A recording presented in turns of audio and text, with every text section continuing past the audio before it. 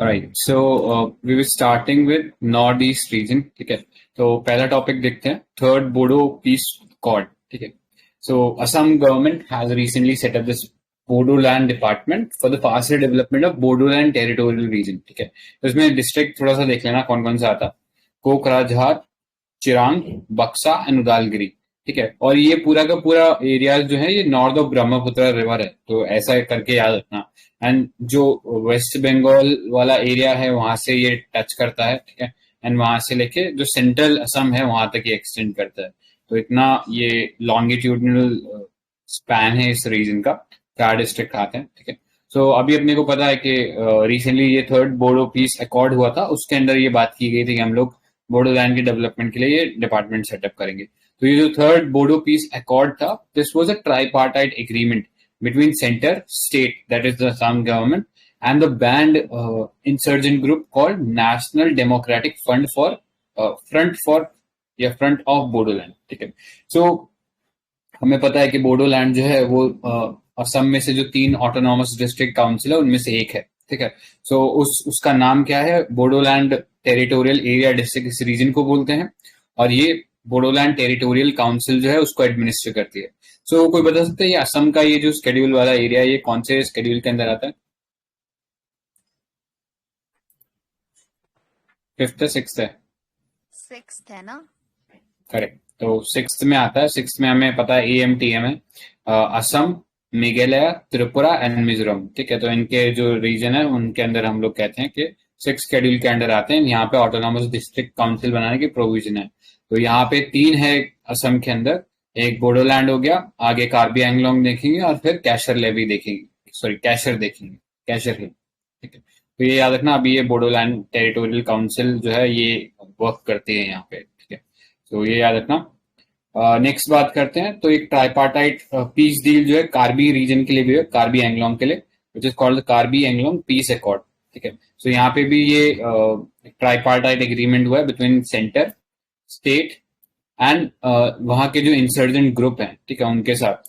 सो ताकि जो कार्बी एंगलोंग रीजन है वहां पे जो डिस्प्यूट है उसको खत्म किया जा सके। तो कार्बी एंगलोंग देखोगे तो सेंट्रल असम वाला जो पार्ट है ये यहाँ पे पड़ेगा। ठीक है, तो कार्बी एंगलोंग नाम से डिस्ट्रिक्ट ही है यहाँ पे, तो ये चीज याद रखना। फर्दर अगर हम बात करें तो यहाँ पे कार्बी जो रीजन था, Karbi insurgency for a separate state of Karbi Anglong and north कैशर hills. ठीक है, तो इसके लिए डिमांड कर रहे थे यहाँ पे, इसीलिए अनरेस्ट चल रहा था। एंड बोडोलैंड अपना एक दूसरी तरफ था एंड उल्फाज अपना दूसरी तरफ था। ठीक है, तो Karbi Anglong is the largest district in Assam, comprising of various ethnic tribe, Karbis, Bodos, Kukis, Dimasas. तो मल्टीपल ट्राइब्स थे, लेकिन जो डोमिनेंट थे इसके अंदर ये कार्बीज ही थे। वो डिमांड कर रहे थे कि ये सेपरेट स्टेट बने। ठीक है, ऑल्दो कार्बीज जो है मोंगलोइड ग्रुप से बिलोंग करते हैं। ठीक है, लेकिन लिंग्विस्टिकली ये बिलोंग करते हैं तिब्बतो बर्मन ग्रुप से। ठीक है, सो इनके बारे में ये याद रख सकते हो। अगेन कार्बी एंगलोंग 6 शेड्यूल के अंदर एक ऑटोनॉमस डिस्ट्रिक्ट काउंसिल है, ये याद रख सकते हो। ठीक है, नेक्स्ट पे चलते हैं, और ये नीचे कैशर है। ठीक है, कैशर हिल्स, तो ये अपना एक अलग से एक ऑटोनॉमस डिस्ट्रिक्ट काउंसिल है। ठीक है, सो ये याद रखना। नेक्स्ट पे चलते हैं, आइलैंड डेवलपमेंट स्ट्रैटेजी। तो some development changes were opposed in the island of Lakshadweep and Andaman and Nicobar. ठीक है, सो लक्षद्वीप ने कुछ नए नए लेजिस्लेशन लाए थे जिनका खूब विरोध हुआ था एक्चुअली। तो डेमोग्राफिकली बोलें, लक्षद्वीप का डिस्कस करें अगर हम लोग, तो रिलीजन वाइज कौन सा रिलीजन डोमिनेट करता है लक्षद्वीप में? मुस्लिम ना, सुन्नी मुस्लिम्स हैं। करेक्ट, मोर देन तो 80%। हाँ करेक्ट, मोर देन 80% जो है यहाँ पे मुस्लिम्स का वो कह सकते हो कि रहते हैं। ठीक है, तो इस सेंस में मुस्लिम यहाँ पे मेजोरिटी में है। सो ये चीज याद रखना। ऑलराइट, सो नेक्स्ट चलते हैं, कुछ लेजिस्लेशन जो इन्होंने रिसेंटली इंट्रोड्यूस किए थे, लाइक एनिमल प्रिजर्वेशन रेगुलेशन। ठीक है, तो काव वगैरह का स्लॉटर जो था उसमें मना कर दिया था कि बिना सर्टिफिकेट के आप नहीं स्लॉटर कर सकते एनिमल्स को। ठीक है, Lakshadweep panchayat regulation 2021, so propose a new panchayat regulation that makes any person with more than 2 children ineligible to contest panchayat election or continue as a member. ठीक है, तो ये कुछ नए नियम थे Next, Lakshadweep Development Authority regulation. The government to evict, alter or occupy any land owned by a common man in the island for development purpose. ठीक है, किसी को भी उठा सकते हैं डेवलपमेंट पर्पस के लिए, उसकी लैंड ले सकते हैं. Next, Lakshadweep prevention of anti social activity regulation provides for administrator to order the detention of a person for a period of up to 1 year if the offender's action adversely affect the maintenance of law and order. ठीक है, तो बहुत sweeping से regulation introduce किए गए थे. Although pre के aspect से तो आई डोंट थिंक इम्पोर्टेंट है, बस पता होना चाहिए कि हाँ ये चीज इंट्रोड्यूस हुआ था. ठीक है, so in order to balance the development need of all stakeholder, Panchatantra principle of sustainable development as suggested by NITI Aayog can be adopted. ठीक है, तो ये पता होना चाहिए पंचतंत्र जो है ये सस्टेनेबल डेवलपमेंट के जो प्रिंसिपल है ये नीति आयोग ने दिए थे. ठीक है, एक पंचामृत था, रिसेंटली हमने पढ़ा था. पंचामृत क्या था, कोई बता सकता है what was Panchamrit? Natural farming से ना रिलेटेड था. एक्चुअली मैं वो कॉप 26 वाले की बात करता हूँ, वहां पे हमने पंचामृत दिया था ना, हाँ 5 गोल्स दिए थे. पीएम ने. तो हाँ पीएम ने दिए थे, तो उसके रेस्पेक्ट में बात कर रहा था. तो एक बार देख लेना, काफी इंपॉर्टेंट है इस बार पंचामृत वाला, क्या क्या ऑब्जेक्टिव्स दिए थे कॉप 26 में. ठीक है, नेक्स्ट पे चलते हैं. तो यहाँ पे Panchatantra principle of sustainable development की बात कर रहे थे.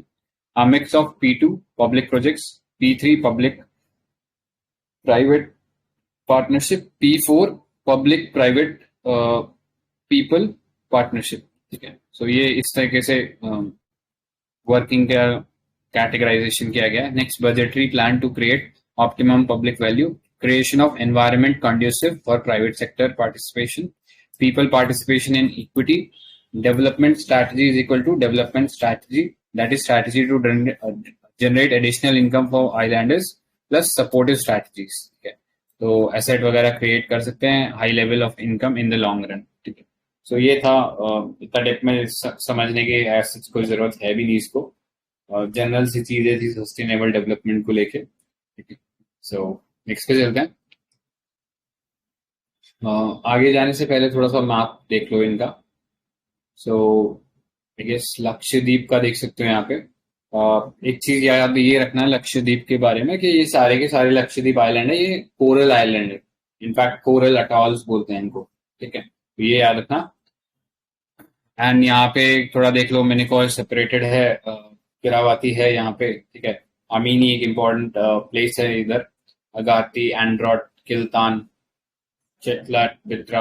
ठीक है, ऐसे कई और आइलैंड्स हैं, बट सबका नाम याद नहीं रखना, बस जो इम्पोर्टेंट है उनका थोड़ा देख लेना. नेक्स्ट, अंडमान और निकोबार देख लो. ठीक है, सो यहाँ पे आप देख सकते हो चैनल्स हैं. तो अंडमान हो गया. ठीक है, लिटिल अंडमान और कार निकोबार जो इसको सेपरेट करता है 10 डिग्री चैनल. ठीक है, फिर हमारे पास एक डंकन पैसेज है जो सेपरेट करता है हाँ आई गेस दिख रहा है क्या अभी ये 10 डिग्री चैनल वाला? हाँ दिख रहा है. ठीक है, सो 10 डिग्री चैनल वाला जो है वो एक्चुअली सेपरेट करता है अंडमान और निकोबार को. ठीक है, तो ये याद रखना 10 डिग्री चैनल के बारे में. फिर एक हमारे पास डंकन पैसेज है, तो वो अंडमान को सेपरेट करता है लिटिल अंडमान से. ठीक है, डंकन पैसेज ये याद रखना. देन एक सॉम्ब्रेरो पैसेज है, वो निकोबार का जो ग्रेट निकोबार है उसको सेपरेट करता है with the rest of Nicobar. ठीक है, सॉम्ब्रेरो ये याद रखना. बस इतना ही था. ऊपर देख लेना, एक कोको आइलैंड है. कोको आइलैंड कौन से कंट्री के जुरिडिक्शन के अंडर है? कोको आइलैंड्स म्यांमार ना. हाँ करेक्ट, म्यांमार है. एंड म्यांमार का वो कोको आइलैंड और अपने अंडमान के बीच में जो चैनल है उसको हम कोको चैनल बोलते हैं. ठीक है, सो यही था याद रखने वाला. हेड के ऊपर बात करें अंडमान के, तो कोको चैनल है. फिर पहला चैनल आता है between Andaman and little Andaman called Duncan passage. Duncan passage से हम जैसे ही लिटिल अंडमान क्रॉस करके आगे जाते हैं हम 10 डिग्री चैनल देखते हैं जो अंडमान और निकोबार को सेपरेट करता है. ठीक है, सो फिर हम देखते हैं ग्रेट निकोबार है और उसको बाकी निकोबार से सेपरेट करता है सॉम्ब्रेरो चैनल. ठीक है, सो इतना ही था इसके बारे में. एंड अभी हमने आइलैंड्स देखे थे, जो मॉडर्न हिस्ट्री का हम जब रिविजन कर रहे थे तब हमने देखे थे कि यहाँ पे जापानीज जो थे उन्होंने कंट्रोल कर लिया था इसके ऊपर एस्टैब्लिश. अंडमान निकोबार में, तो कुछ आइलैंड को नाम चेंज किए थे जब सुभाष चंद्र बोस यहाँ पे आए थे। तो बाद में अभी पीएम मोदी के अंदर इनका नाम वापस चेंज किया गया था, वही पुराने नाम रखे गए थे। तो ये पता होना चाहिए। नील आइलैंड जो है वो शहीद द्वीप के इस्तेमाल होता है। स्वराज द्वीप जो है वो हैवलॉक आइलैंड का नाम करा गया है। और रॉस आइलैंड जो था, तो रॉस आइलैंड का ऐसे पहले नामकरण नहीं किया गया था, ये अभी किया गया था रिसेंटली। तो इसका नाम कर दिया गया था नेताजी सुभाष चंद्र बोस आइलैंड। ठीक है, तो याद रखना ये 3 आइलैंड के ऐसे ऐसे नाम। ठीक है, ऑलराइट, नेक्स्ट पे चलते हैं। ऊपर जो सो आइलैंड है, हाँ ये ओनली एक्टिव वोल्केनो है ना इस रीजन में। हाँ, मतलब इंडिया में एक्टिव वोल्केनो बस वही है। हम्म, ठीक है, नेक्स्ट पे चलते हैं। Island Development Agency (IDA) was constituted in 2017 for holistic development of island, chaired by Union Home Minister। ठीक है, याद रखना होम मिनिस्टर इसको चेयर करता है। और ये जोन्स देख लो, ठीक है, ये वैसे तो अपने कई बार डिस्कस कर रखा है। तो जैसे ही हमारा बेसलाइन से सी शुरू होता है, ठीक है, तो वहां से लेके 12 नॉटिकल माइल्स तक हम देखते हैं टेरिटोरियल सी है। एंड हमारा बेस लाइन से फिर फर्दर और 24 नॉटिकल माइल जाओगे, यानी टेरिटोरियल सी से फर्दर 12 और नॉटिकल माइल्स जाओगे तो कॉन्टिग्यूअस जोन आएगा। ठीक है, और अपने बेस लाइन से अगर आप 200 नॉटिकल माइल तक चले जाओगे तो अपना एक्सक्लूसिव इकोनॉमिक जोन आता है। ठीक है, मतलब एक्सक्लूसिव इकोनॉमिक जोन हमारे टेरिटोरियल सी से फर्दर 200 नॉटिकल माइल्स अगर हम जाते हैं तो वहां तक हमारा इकोनॉमिक राइट रहता है। लेकिन हमारा जो ज्यूरिडिक्शन होता है पूरी तरीके से वो तो टेरिटोरियल सी पे रहेगा, प्लस थोड़ा सा लिबरली कॉन्टिग्यूअस जोन में लगेगा। और एक्सक्लूसिव इकोनॉमिक जोन में केवल इकोनॉमिक राइट्स हैं आपके पास, वो भी आप यूएन क्लॉज वगैरह के परमिशन से लेके फिर आप कर सकते हो। जैसे हम डीप सी माइनिंग करें तो हम यूएन क्लॉज का सी बेड, इंटरनेशनल सी बेड अथॉरिटी है, तो उससे परमिशन लिया फिर कर रहे हो। ठीक है, और जो एक्सक्लूसिव इकोनॉमिक जोन है उसके आगे द हाई सीज है, तो वो किसी के ज्यूरिडिक्शन में नहीं होता, वो फ्री एरिया होता है। ठीक है, सो ये याद रखना, इतना ही था इसमें याद रखना है। नेक्स्ट चलते हैं ऑकस। ठीक है, सो ऑकस ऑस्ट्रेलिया, यूके, यूएस। ठीक है, तो कहीं ना कहीं हमारा जो क्वाड था तो इंडिया वाज एक्सपेक्टिंग कि शायद इंडिया को भी इसमें इनवाइट करेंगे, लेकिन इसमें नहीं इनवाइट किया गया इंडिया को। एंड ऑस्ट्रेलिया, यूके, यूएस ने अपना एक ट्राइलेटरल प्रोग्राम बना लिया। ठीक है, तो एक सिक्योरिटी अलायंस है, अभी रिसेंटली ही बना है, form for deeper cooperation in the Indo Pacific reason and greater sharing of defence capability with in the alliance. Plan is to give access to cutting-edge technology to Australia by its two partners, including futuristic capabilities like artificial intelligence and quantum technology। ठीक है, so इस project के अंदर basically क्या हुआ कि Australia पहले French की मदद से कुछ कन्वेंशनल सबमरीन्स बना रहा था, लेकिन जब ये ऑकस साइन हुआ तो वो टेक्नोलॉजी जो है वो फिर यूएस प्रोवाइड करने लगा। ठीक है, तो उस सेंस में थोड़ा सा इंटरनेशनल रिलेशन में इस इंसिडेंट की वजह से रिपल्स क्रिएट हुए थे, क्योंकि इंडिया को भी इनवाइट नहीं किया और फिर ऑस्ट्रेलिया ने इस तरीके से फ्रांस को डिच कर दिया। ठीक है, तो उस सेंस में थोड़ा सा रिपल्स क्रिएट किए थे, बट याद रखना इंपॉर्टेंट है, एक सिक्योरिटी अलायंस है between Australia, US and UK. ठीक है, तो नाम में पता लग जाएगा, A for Australia, you for UK and US America के लिए। ठीक है, नेक्स्ट चलते हैं, United nation office on drugs and crime report. ठीक है, तो ये ड्रग्स वाला सीन इस बार आई थिंक इम्पोर्टेंट है, बहुत सारे केसेस सुनने को मिले अपने को। So as per the report, Afghan opium production rises for the 5th year। Findings are part of the report by UN Office on Drugs and Crime that was launched at the meeting of Paris Pact Initiative। Okay. Paris Pact Initiative क्या है? It's an international coalition of which India is also a part, which was launched back in 2003 to combat illicit trafficking in opiates originating in Afghanistan। ठीक है, तो ये जो PPI है, Paris pact initiative जो है, specifically related to opiums originating out of Afghanistan. ठीक है, तो तालिबान के पास अभी कोई एड वगैरह भी नहीं आ रही, ना इतना कोई डेवलपमेंट कर रखा है कि वो पैसे कमा सके, लेकिन पैसे तो अल्टीमेटली चाहिए उसको। तो वो पैसे कहाँ से लाता है? ये ड्रग्स प्रोडक्शन से। ठीक है, ड्रग्स प्रोडक्शन होता है मतलब ओपीएम का लार्ज स्केल में तो प्रोडक्शन कर ही रहा था, अब आजकल एक केमिकल बेस्ड प्रोडक्ट्स का भी वो बनाने लगा है, कॉल मेथ एम्फेटामीन। ठीक है, तो किसी ने ब्रेकिंग बैड देखा होगा तो उसको जरूर पता होगा क्या होता है मेथ एम्फेटामीन। तो एक केमिकल होता है जिससे कि फास्टर डेवलप हो सकता है ये इस तरह के नार्कोटिक सब्सटेंसेस, ठीक है। तो ओपीएम में हार्वेस्ट करने में टाइम लगता है, पहले उगाने में टाइम लगता है, फिर उसको हार्वेस्ट करने में टाइम लगता है। लेकिन केमिकल्स है तो केमिकल्स में तो कुछ नहीं है, कुछ केमिकल कॉम्बिनेशन करो और तुरंत आप ये मेथेम्फेटामीन बना सकते हो, ठीक है। तो उस सेंस में ज्यादा डेंजरस हो रहा है ये ड्रग ट्रेड जो है, ठीक है। तो opium harvest in Afghanistan increase by 8%। ये फालतू न्यूज है, ये देख लेना। मेथेम्फेटामीन जो है वो उसका भी प्रोडक्शन अफगानिस्तान से इंक्रीज हो रहा है, तो वो थोड़ा चिंता का विषय है।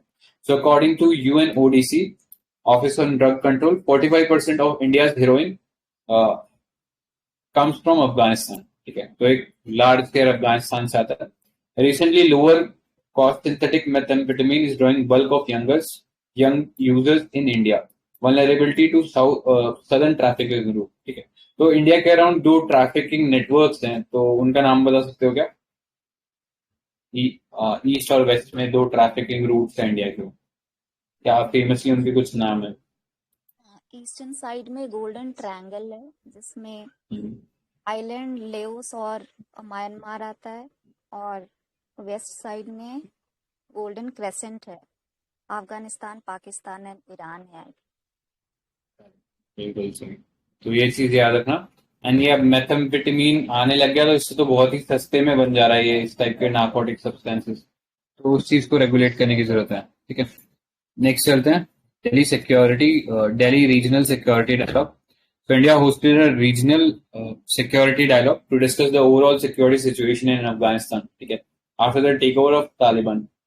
तो इससे पहले भी मीटिंग इस तरह की हुई थी, ठीक है। इसमें पहले ईरान के रेस्पेक्ट में बात हुई थी, एंड इस बार it was the first time that all central Asian countries and not just Afghanistan immediate land navals were participating in this format, ठीक है। सारे सेंट्रल एशियन कंट्रीज के जो हेड थे, सिक्योरिटी हेड थे, उनको बुलाया गया था। तो हमारे जो एनएसए हैं, अजीत डोवाल, उन्होंने ये मीटिंग को हेड किया था। एंड बाकी कंट्रीज के NSA like from Russia, Iran, Tajikistan, Uzbekistan, Turkmenistan, Kazakhstan, Kyrgyzstan, इन सब के एनएसए जो थे उन्होंने पार्ट किया था, इसमें पार्ट लिया था।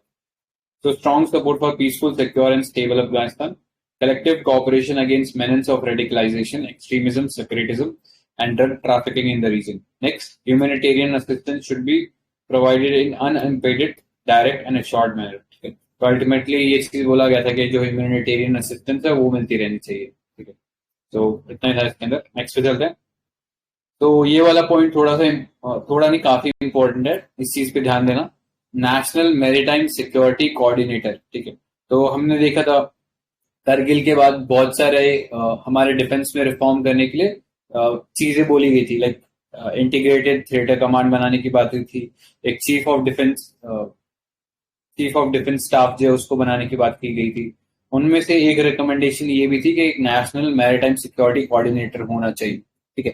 तो ये कारगिल रिव्यू कमेटी थी, उसने रिकमेंड किया था, लेकिन कारगिल कब रिव्यू कमेटी ने ये चीज बोला और हम कब इस चीज को बना रहे हैं, ठीक है। ऑलमोस्ट 20 साल बाद हम इस चीज को बना रहे हैं। तो ये एनएमएससी होगा क्या? तो नाम से पता लग रहा है मैरीटाइम सिक्योरिटी को कोऑर्डिनेट करेगा। So it would be N interface between civilian and maritime domains, military maritime domains, ठीक है। So he will work under the NSA and it will be the principal advisor to the government on security maritime domain, ठीक है। तो पूरा maritime जो security है उसको ध्यान में रखेंगे। तो अभी नेवी का काम क्या होता है कि हमारी कोस्टल इंटीग्रिटी है उसको मेंटेन करना, ठीक है। कभी ड्रग्स वगैरह स्मगलिंग का कोई केस आता है तो वहां पे या तो कोस्ट गार्ड देखते हैं उसको, या फिर जो स्टेट का मैरीटाइम बोर्ड है वो देखता है, ठीक है। स्टेट की अपनी मैरीटाइम पुलिस होती है वो देखती है, या कोस्ट गार्ड देखता है। लेकिन इन दोनों को इंटीग्रेट करने की जरूरत है, ठीक है, क्योंकि थ्रेट हमेशा सिर्फ ऐसा नहीं होगा कि वो किसी सॉवरेन कंट्री से है। थ्रेट हमेशा हमें छोटी मोटी टेररिस्ट एक्टिविटीज से भी हो सकता है, तो वहां टेररिस्ट से हमला करने वो नेवी तो जाएगी नहीं। तो उस सेंस में हमारे एक इंटीग्रेटेड रिस्पॉन्स होना चाहिए, ठीक है, मैरीटाइम सिक्योरिटी को लेके। तो उसको ये लुक आफ्टर करेंगे एनएमएससी, ठीक है। और ये प्रिंसिपल एडवाइजर होंगे गवर्नमेंट को on maritime security domain. So improve efficiency as Navy, Coast Guard and state maritime boards have different mandate with respect to security of the coastal areas. Okay. Next, maritime and energy security as China plans to reach to the eastern seaboard of Africa through the Indian maritime domain. ठीक है। सो सिर्फ हमारा maritime domain इससे नहीं है कि वो maritime जो बाउंड्री है उसकी इंटीग्रिटी मेंटेन कर रही है, हमारे मैरीटाइम सिक्योरिटी में हम लोग एनर्जी सिक्योरिटी भी इंक्लूड करेंगे, क्योंकि इंडिया 80% ऑफ द ऑयल है वो इंपोर्ट करता है फ्रॉम सी रूट ओनली, ठीक है। तो जो इंपोर्ट है वो सी रूट के थ्रू ही आता है, ठीक है। तो वहां पे मैरीटाइम डोमेन के अंदर हम हमारी एनर्जी सिक्योरिटी भी इंक्लूड कर लेते हैं, क्योंकि अगर उसको कभी दिक्कत होगी तो हम पूरा का पूरा खतरे में आ सकते हैं, ठीक है। तो उस सेंस में एनर्जी सिक्योरिटी भी इसमें इंक्लूड कर रहा है। Creation of NMSC is part of act east policy vision which also include Sagar, ठीक है। तो ये सागर भी पता होना चाहिए क्या है, सिंपल है ये, security and growth for all in the region. ये भी इंडिया का एक इनिशिएटिव है। Further deep ocean mission and Sagarmala project है, ठीक है। तो कोई ब्रीफली बता सकते हैं सागरमाला प्रोजेक्ट में हम लोग क्या कर रहे थे? पढ़ो सागरमाला। सारे पोर्ट्स को कनेक्ट कर रहे थे ना, और लैंड वाटरवे इन सभी को कनेक्ट करने का प्रोग्राम था। हाँ राइट। तो देख लेना कि हमारे जो जितने भी पोर्ट्स के अराउंड इंफ्रास्ट्रक्चर है उसको इंटरकनेक्ट करने की बात थी इसमें, ठीक है। तो ये याद रखना। ऑलराइट, नेक्स्ट पे चलते हैं, principles for global maritime security, ठीक है। सो ये मैरीटाइम सिक्योरिटी वाला चीज थोड़ा सा अभी न्यूज में काफी था। इनफैक्ट अगर याद हो तो यूएस ने हमारे आई थिंक शायद एक्सक्लूसिव इकोनॉमिक जोन में से पास करके निकल गया था, ठीक है, without actually asking India first, ठीक है। तो उस सेंस में ये थोड़ा ग्लोबल मैरीटाइम सिक्योरिटी वाला चीज इंपॉर्टेंट है। So at UNSC debate, PM listed out 5 principles for global maritime security. So this was in line with India's Sagar, which was security and growth for all in the region. So 5 principles क्या दिए थे? पहला था removing barriers from legitimate maritime trade, ठीक है। तो ocean जो है वो वर्ल्ड के कॉमन हेरिटेज है, तो उस सेंस में सभी को अलाउ होना चाहिए उनमें मूव करना। Next, settling maritime dispute through peaceful means and on the basis of international law, ठीक है। तो ये एक तरीके का डिग था ऑन चाइना, जो जबरदस्ती अपनी 9 लाइन वाला कॉन्सेप्ट है वो लोगों पे इम्पोज करने की कोशिश कर रहा है। तो ये स्टेप थोड़ा सा उससे डिफरेंट है, ठीक है। यहाँ पे हम लोग बात करें कि सिर्फ नेगोशिएशन से आप लोग डिस्प्यूट को सॉल्व कर लो। तो इसका एग्जाम्पल है India resolve dispute with Bangladesh on it.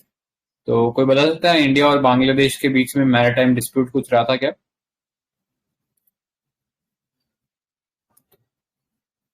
Anyone?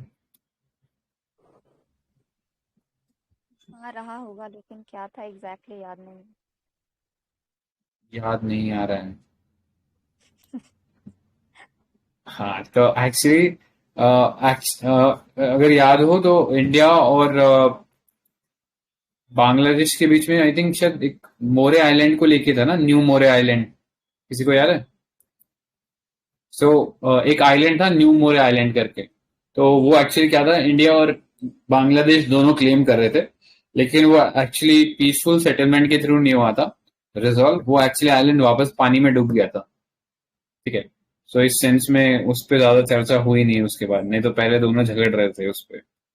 Next चलते हैं, jointly facing natural disasters and maritime threats created by non state actors, ठीक है। सो नॉन स्टेट एक्टर मतलब जो टेररिस्ट होते हैं, पायरेट्स होते हैं, इनके ऊपर ध्यान दिया जाए। So globally act of piracy and armed robbery increase by 20%। The need is to implement United Nation Convention against transnational organized crime of 2000, ठीक है। Next, preserving maritime environment and resources. So oceans are vital livelihood, but social and cultural life of impoverished coastal communities भी इस पे dependent होती है। Next, encouraging reasonable maritime connectivity. So international ship port facility code for it, ठीक है। So ये याद रखना, ये 5 जो प्रिंसिपल थे ये ग्लोबल मैरीटाइम सिक्योरिटी के डिबेट के अंदर पीएम ने लिस्ट आउट किए थे, ठीक है। तो जनरल से पॉइंट थे, कुछ खास ऐसे इसमें देखने लायक नहीं, बस याद रख लेना कि हाँ ये कुछ 5 प्रिंसिपल्स थे मैरीटाइम सिक्योरिटी को लेकर, ठीक है। नेक्स्ट पे चलते हैं। Next is air defence identification zone. तो Chinese aircraft enter Taiwan air defence identification zone, ठीक है। अभी भी रेगुलरली करते रहते हैं, तो इसमें तो कुछ नया बात नहीं है। तो ATIZ is an airspace over land or water that provides an early warning system to help country detect possible incursion into sovereign airspace, ठीक है। It stretches beyond the boundary of country's national airspace, ठीक है। सो ADIZ, air defence identification zone, ये कोई legally binding agreement नहीं होता, ठीक है। एंड कई कंट्रीज का ओवरलैप कर सकता है, क्योंकि ये जो नेचुरल बाउंड्री है किसी कंट्री की, उससे आगे एक्सटेंड करता है, तो ऑटोमेटिकली ये मर्ज कर सकते हैं, तो उसमें कोई डाउट नहीं है। एंड ये बस एक अर्ली वार्निंग सिस्टम की तरह काम करता है कि अगर कोई इस जोन के अंदर एंटर करता है तो पॉसिबली शायद वो उसी कंट्री के अंदर एंटर करने की कोशिश कर रहा है, ठीक है। सो ये चीज थोड़ा सा याद रखना। However, a country cannot shoot down any aircraft that enters its ADIZ without notification, ठीक है। सो ADIZ में अंदर घुसाना कोई दिक्कत वाली बात नहीं है, लेकिन अगर टेरिटोरियल एयर स्पेस में घुस गया है तो फिर वो दिक्कत की बात है। वहां पे फिर आपके पास राइट है कि आप उस प्लेन को शूट डाउन कर सकते हो, ठीक है। तो इफ यू रिमेम्बर, कुछ साल पहले की बात है, तालिबान नहीं, ISIS जब अपने पीक पर था, तब रशिया ने कुछ अपने एयरक्राफ्ट भेजे थे उधर उनको मारने के लिए। सो उनमें से एक एयरक्राफ्ट टर्की के एयर स्पेस में घुस गया था, एंड टर्की के जो एयरफोर्स थी उसने उसे तुरंत मार गिराया था। तो कारण यही था कि वो उसके एयर स्पेस को वायलेट कर रहा था, ठीक है। तो एयर स्पेस को वायलेट नहीं कर सकते, ADIZ जो है उसको वायलेट कर सकते हो, ठीक है। वो कोई लीगली बाइंडिंग एज एग्रीमेंट नहीं है। नेक्स्ट पे चलते हैं, FATF, जिसको हम कई बार डिस्कस कर चुके हैं। इंटर गवर्नमेंटल ऑर्गेनाइजेशन है, establish back in 1989 to combat money laundering, terrorist financing and threats to integrity of international financial system, ठीक है। सो ये एक ब्रॉड मैंडेट है, इंडिया इसका मेंबर है। इसके अंदर 2 लिस्ट होती है, ग्रे लिस्ट, ब्लैक लिस्ट, ठीक है। अभी पाकिस्तान जो है वो ग्रे लिस्ट का पार्ट है। इसके अंदर ब्लैक लिस्ट में कौन कौन सी कंट्रीज आती है? एनीवन? ब्लैक लिस्ट में कौन? नॉर्थ नहीं, लेकिन हाँ न, FATF में नहीं होगी। हाँ नहीं, FATF की ब्लैक लिस्ट में है नॉर्थ कोरिया, तो ये याद रखो।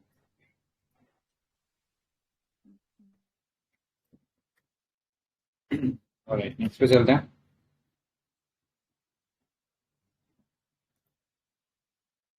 तो G7 का है। G7 में बात की गई थी इसको लॉन्च करने की, तो वो सही है, लेकिन अपने आप में इंडिपेंडेंट है, और इसका हेडक्वार्टर जो है OECD का जो ऑफिस है पेरिस के अंदर, उसके अंडर से वर्क कर रहा है, ठीक है। अलग से इंडिपेंडेंट कोई ऑफिस नहीं है इसका, OECD के ऑफिस के थ्रू अंडर वर्क कर रहा है।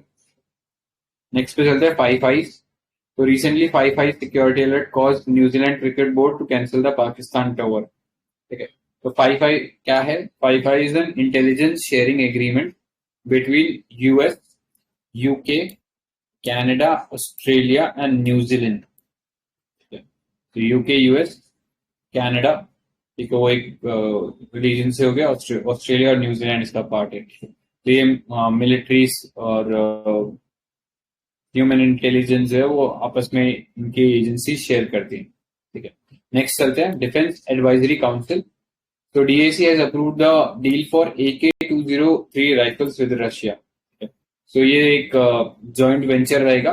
इंडिया के अंदर ये AK-203 असॉल्ट राइफल्स है वो मैन्युफैक्चर होंगी, ठीक है। The first 20,000 rifles will be imported from Russia, then 6 lakh rifles will be manufactured in India, ठीक है। So Defense Acquisition Council is the highest decision-making body in the Defense Ministry for deciding new policies and capital acquisition for 3 services, along with Indian Coast Guard.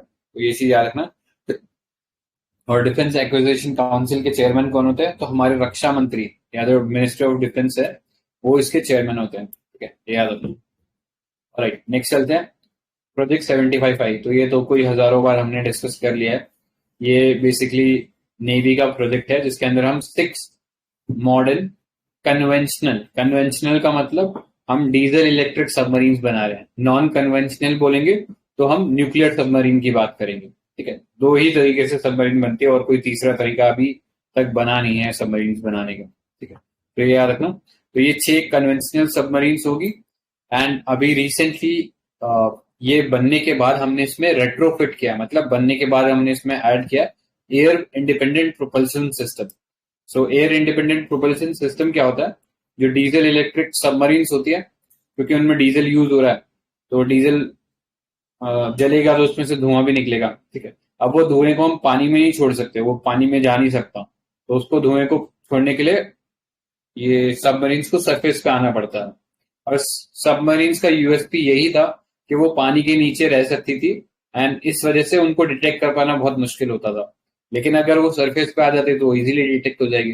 तो उस sense में ये AIP जो system है, ये इनको हेल्प करता है कि आप डीजल इलेक्ट्रिक सबमरीन्स को लंबे समय तक अंडर वाटर रह सकते हैं, उनको वो वेस्ट छोड़ने के लिए ऊपर आने की जरूरत नहीं है। ठीक है, तो ये याद रखना। ये एयर इंडिपेंडेंस प्रोपल्शन सिस्टम है, हमने इंडिजीनियसली बनाया, डीआरडीओ ने बना के दिया हमको, और फिर इनको 6 ये जो सबमरीन साइड में रेट्रोफिट किया गया। ठीक है, सो ये जो प्रोजेक्ट 75 आई है, ये टेक्नोलॉजी ट्रांसफर से हुआ है, फ्रांस से हमें टेक्नोलॉजी बनी है, मिली है इन सबमरीन्स को बनाने के लिए। इन सबमरीन को स्कॉर्पिन क्लास सबमरीन्स बोला जाता है, मतलब फ्रांस के हिसाब से तो वो स्कॉर्पिन क्लास है। और इंडिया में ये टोटल 6 सबमरीन्स रहेंगी, 3 के नाम से है और 3 वी नाम से है। तो वी से है वागीर, वागशीर एंड वेला। ठीक है, ये 3 वी नाम से है। के से करंज, और याद नहीं आ रही, मैं देख के बता। खांडेरी। हाँ, कलावेरी एंड खांडेरी, राइट, करेक्ट। तो ये 3 ये टोटल 6 सबमरीन है। ठीक है, तो ये देख लेना, इतना इंपॉर्टेंट है।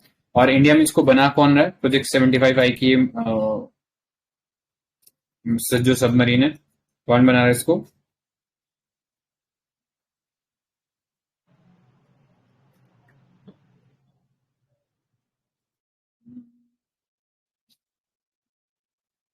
ठीक की है, आई आवाज गेस नहीं आ रही, कुछ कह रही है। मैंने कुछ सोचा लेकिन बोला नहीं, नहीं हो सकता है बोल के। हाँ, तो इसमें ना ये याद रख लेना, आई थिंक गोवा शिपयार्ड बना रहा है शायद, I am not sure, but मैं एक बार डाल दूंगा, देख लेना। डॉक, मजडॉक। शिपयार्ड ही बनाएगा। मैज़ेगॉन डॉक, यस, हाँ ठीक है, नहीं, राइट, करेक्ट। मजदा है क्या? अभी बोला हाँ, याद आया। मझगांव में, हम्म करेक्ट, मझगांव में चेक किया, मझगांव डॉक शिप बिल्डर्स। ठीक है, राइट, मुंबई में मझगांव डॉक शिप बिल्डर्स। ठीक है, सो नेक्स्ट पे चलते हैं। ऑर्डिनेंस फैक्ट्री बोर्ड, तो ये अपन ने पढ़ा ही था कि कॉर्पोरेटाइज किया है। माइंड यू, कॉर्पोरेटाइज का मतलब ये नहीं कि इन्हें प्राइवेटाइज कर दिया गया, बस इनका जो अब वर्किंग है वो कॉर्पोरेट स्टाइल में होगा। ठीक है, इतना ही मतलब होता है कॉर्पोरेटाइजेशन का। ये ऑर्डिनेंस फैक्ट्री है, इसके अंदर टोटल 41 ऑर्डिनेंस फैक्ट्री थी। अब they will be transferred to 7 defence public sector units. ठीक है, तो इस सेंस में कॉर्पोरेटाइज हो रहा है, और कुछ इसमें नया नहीं है। नेक्स्ट पे चलते हैं, कोलंबो सिक्योरिटी कॉन्क्लेव। ठीक है, अब श्रीलंका कर रहा है तो इंडिया ऑटोमेटिकली पार्ट होगा ही उसमें, क्योंकि बिना इंडिया के तो कुछ कर नहीं सकता। So this was a virtual workshop on developing regional cyber security capability on defence operation, deep and dark web handling and digital forensics, hosted by National Security Council Secretariat. ठीक है, so CST is renamed version of National Security Advisor level uh, trilateral on maritime security with India, Sri Lanka, Bangladesh, Mauritius, Maldives and Seychelles as observer.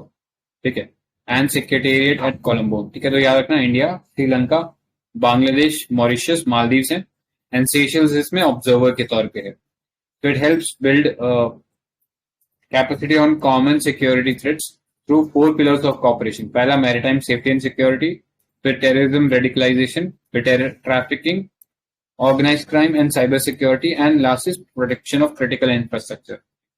सो ये था Colombo security conclave के बारे में। Some initiative taken at the regional level for cyber security are Pacific Cyber Security Operational Network, PACSCON, ठीक है, फिर Singapore ASEAN cyber security excellence, और यक्षा है यूरोपियन और आसियन पार्टनरशिप। ठीक है, सो ये याद रखना। ऑलराइट, नेक्स्ट पे चलते हैं, Log4Shell. So Log4Shell is touted as one of the worst cyber security flaws to have been discovered. Vulnerability is based on an open source logging library used in application by enterprise and even government agency. Using this vulnerability, hackers can access to an application and could potentially run malicious software on devices and servers. ठीक है, तो ये actually हमारे ही devices के ऊपर ये एक cyber security flaw मिला था। ठीक है, तो इसके लिए एक और वर्ड इस्तेमाल होता है जब जो मैन्युफैक्चरर होता है या जो कोड डेवलपर होता है, जब उसको खुद को ही नहीं पता कि उसके सिस्टम में कुछ वल्नरेबिलिटी है, यानी उसने जानबूझ के वो वल्नरेबिलिटी डाली नहीं है, वो गलती से वल्नरेबिलिटी गई है, तो इसके लिए कोई और शब्द भी इस्तेमाल होता है। तो बता सकता है what is that term that is used? So याद रखना, एक टर्म होता है जीरो डे वल्नरेबिलिटी। ठीक है, तो जीरो डे वल्नरेबिलिटी क्या होता है कि जो सपोज अगर आप डेवलपर हो, आपने कुछ ऐसा फ्लॉ डाल दिया जो आपको भी नहीं पता कि हैकर्स यूज करते हैं, तो इसको लिए इस्तेमाल होता है जीरो डे वल्नरेबिलिटी। इतना ही था। ऑलराइट, नेक्स्ट पे चलते हैं। So next is रेविल। रेविल क्या है? Ransomware group REvil has been dismantled by Russian authority at the request of US government agency. So Revel's amalgam of ransomware and evil is a Russia-based hacking organization. तो ransomware क्या होता है कि आपके computer में malware डाल देंगे और फिर आपको बोलेंगे कि अगर आपको अपना कंप्यूटर यूज करना है तो हमें कुछ पैसा दो। ठीक है, तो वो बिटकॉइंस के माध्यम से वो पैसा लेते थे, एंड जनरली कॉर्पोरेट्स, बड़े बड़े कॉर्पोरेट्स होते थे, उनको टारगेट करते थे एंड उनसे पैसा मांग लेते थे। ठीक है, तो ये था रेवेल। नेक्स्ट चलते हैं, laws on surveillance in India. तो ये जो सर्वेलेंस के लॉ हैं, ये ब्रॉडली दो लॉज के अंडर कैटेगराइज कर सकते हो, the telegraph act of 1885 and the information technology act of 2000।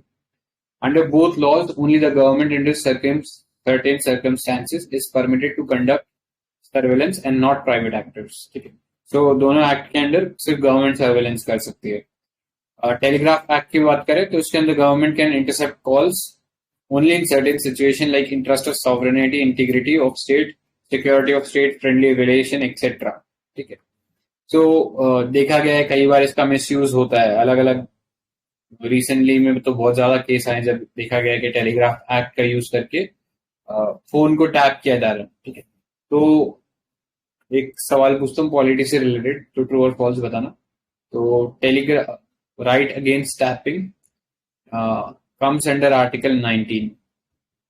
Right against tapping phone comes under article 19, true और false?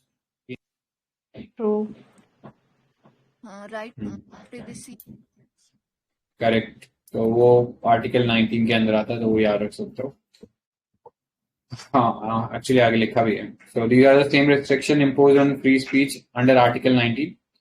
Next, under IT rules framed in 2009, under IT Act states that only competent authority can issue an order.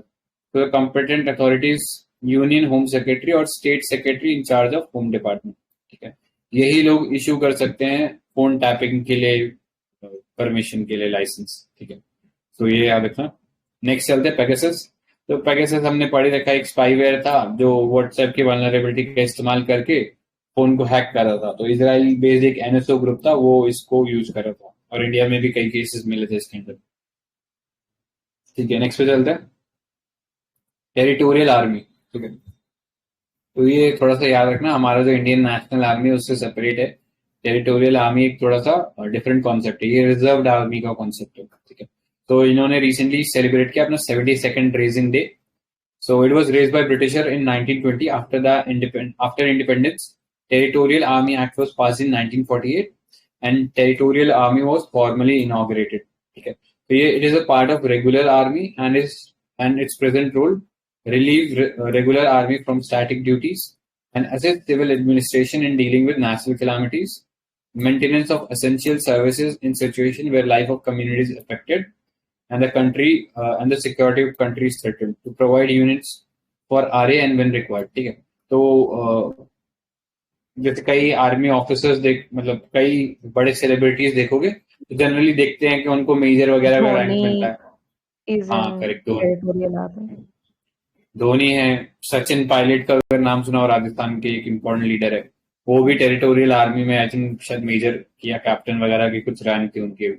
तो ये territorial army होती है, मतलब regular जैसे army होती है वैसे उनकी तरह सर्व नहीं करना होता, बस कुछ पॉइंट ऑफ टाइम पे आपको बुला सकते हैं कि हाँ ड्यूटी करने आ जाओ, या एक बहुत कोई ऐसी एक्सट्रीम इमरजेंसी आ गई वहां पे आपको कॉल कर सकते हैं कि हाँ आ जाओ अभी आप सर्विस दे रहे हैं। ठीक है, तो यही होता है टेरिटोरियल आर्मी का concept. Next BSF, border security force. तो ये जब इंडिया पाकिस्तान वॉर हुआ था 1965 का, तब रियलाइज किया गया था कि हमें अपने बॉर्डर गार्ड करने के लिए स्पेसिफिक एक फोर्स बनाने की जरूरत है। तब इंडिया और पाकिस्तान जो बॉर्डर था उसके लिए रेज किया गया था बीएसएफ को, बॉर्डर सिक्योरिटी फोर्स। तो ये हमारा फर्स्ट लाइन ऑफ डिफेंस है with respect to India Pakistan. और अब पाकिस्तान जो ईस्ट पाकिस्तान था तब, अब उसकी जगह बांग्लादेश हो गए, ठीक है। तो हमारा पाकिस्तान और बांग्लादेश का जो बॉर्डर है वो बॉर्डर सिक्योरिटी फोर्स गार्ड करता है, ठीक है। तो ये याद रखना।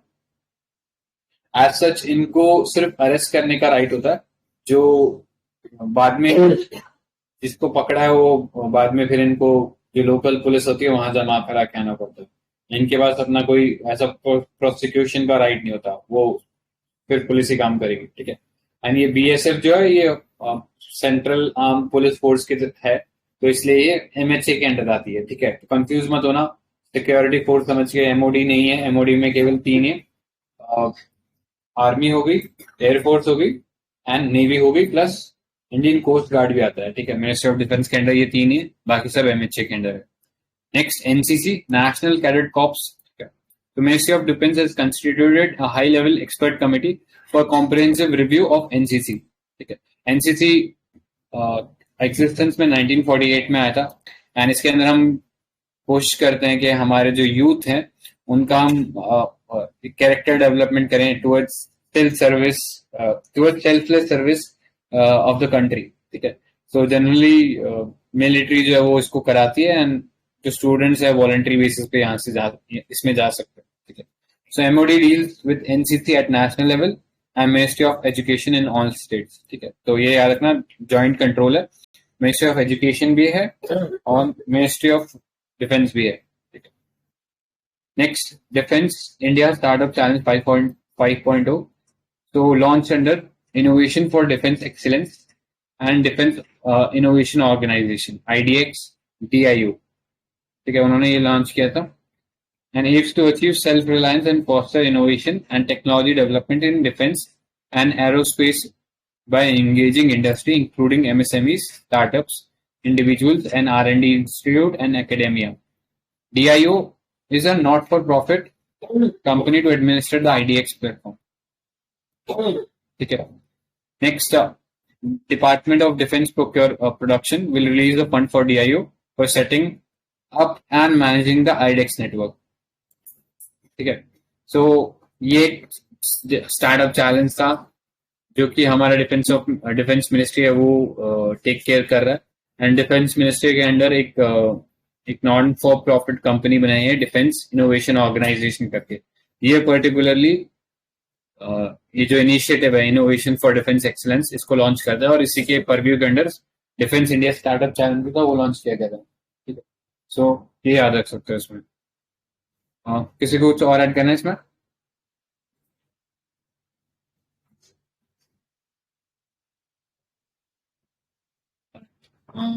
ठीक है, देन नेक्स्ट पे चलते हैं। नीति आप रीड करोगे क्या आगे मंथन 2021 से? मंथन 2021 hackathon, so it is a unique national initiative to identify innovative concepts and technology solutions for addressing the security challenges of 21st century faced by our intelligence agencies. So challenges like fake content identification, predictive cyber crime data analytics, etc. And it is organized by the Bureau of Police Research and Development, BPR&D, under Ministry of Home Affairs in coordination with the Innovation Cell of Ministry of Education and AICTE. तो AICTE ministry of education और ministry of home affairs है। तो security challenges के लिए concepts और technology solution, ठीक है। फिर नेक्स्ट है wide shipping information exchange, recently sign between Indian navy and royal navy of Oman, ठीक है। तो ओमान के साथ है और इंडियन नेवी के साथ है wide shipping information exchange. It refers to exchange of relevant advanced information on the identity and movement of commercial non-military merchant vessels. तो ये याद रखना है, नॉन मिलिट्री है, कॉमर्शियल मर्चेंट वेसल्स के लिए। Ships are classified into white, grey and black. तो white होता है कॉमर्शियल शिप्स, ग्रे होता है मिलिट्री वेसल्स एंड ब्लैक होता है इलीगल वेसल्स। तो ये कलर कोडिंग याद रखना। It prevents potential threats from impinging and coastal and offshore security of the country. India has signed wide shipping agreements with several countries including United States, Singapore and France. ठीक है, तो ये है wide shipping अभी navy of Oman के साथ भी किया। ठीक है, तो ये याद रखना। फिर है ऑपरेशन सद्भावना। तो सद्भावना का इंग्लिश मीनिंग होता है गुडविल। ठीक है, recently Indian Army decided to sponsor 110 students from Jammu and Kashmir and Ladakh to its residential schools and higher education institution as part of Operation Sadbhavana। तो ये हमें अक्सर देखने को मिलता है कि ऐसे ऑपरेशंस होते हैं रेस्क्यू प्रोग्राम से या ऐसे इवैक्यूएशन रिलेटेड होते हैं। तो ये जम्मू एंड कश्मीर लद्दाख के लिए है, ये रेसिडेंशियल स्कूल मतलब एजुकेशन से रिलेटेड है, तो ये याद रखने का है। हाँ, so aimed at winning hearts and minds of residents in 2 UTs, it is a unique humane initiative, involves active engagement of the army with civil administration। ठीक है, आर्मी और सिविल एडमिनिस्ट्रेशन का कोऑर्डिनेशन है in social sectors like education, health and sanitation etcetera. थोड़े थोड़े initiative है, पता होना चाहिए क्या है। ठीक है, ऑलराइट, नेक्स्ट मिसलेनियस टॉपिक्स पे चलते हैं।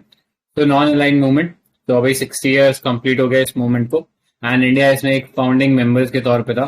ठीक है, सो उस time after the world war second, the world was basically divided into 2 blocks, एक यूएस लेड था और दूसरा यूएसएसआर लेड था।